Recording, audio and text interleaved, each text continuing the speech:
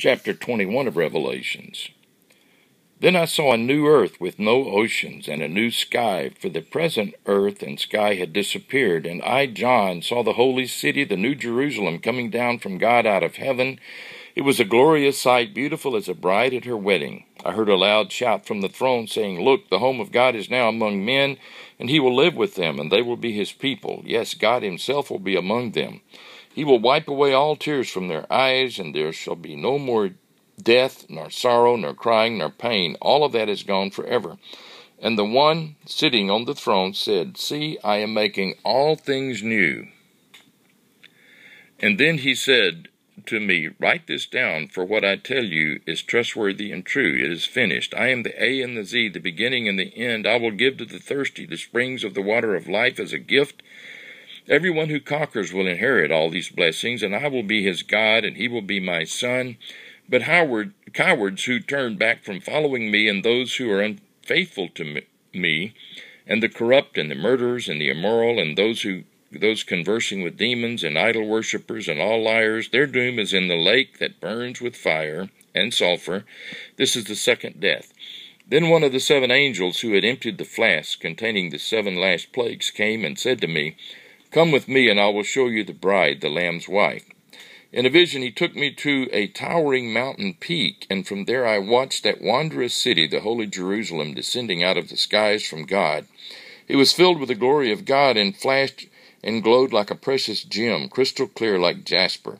Its walls were broad and high, with 12 gates guarded by 12 angels, and the names of the 12 tribes of Israel were written on the gates. There were 3 gates on each side, north, south, east, and west, and the walls had 12 foundation stones, and on them were written the names of the 12 apostles of the Lamb. The angel held in his hand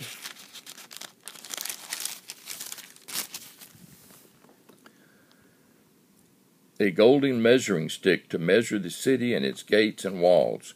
When he measured it, he found it was a square as wide as it was long. In fact, it was in the form of a cube, for its height was exactly the same as its other dimensions, 1,500 miles each way. Then he measured the thickness of the walls and found them to be 216 feet across. The angel called out these measurements to me using standard units. The city itself was pure, transparent gold like glass. The wall was made of jasper and was built on 12 layers of foundation stones inlaid with gems. The first layer was jasper, the second was sapphire, the third was chalcedony, the fourth was emerald, the fifth was sardonyx, the sixth layer was sardis, the seventh was chrysolite, the eighth was beryl, the ninth was topaz, the 10th was chrysoprase, the 11th was jacinth, and the 12th with amethyst. The 12 gates were made of pearls, each gate from a single pearl, and the main street was pure transparent gold like glass. No temple could be seen in the city, for the Lord God Almighty and the Lamb are worshipped in it everywhere. And the city has no need of sun or moon to light it, for the glory of God and of the Lamb illuminate it. Its light will light the nations of the earth. And the rulers of the world will come and bring their glory to it. Its gates never close, they stay open all day long, and there is no night. And the glory and honor of all the nations shall be brought into it.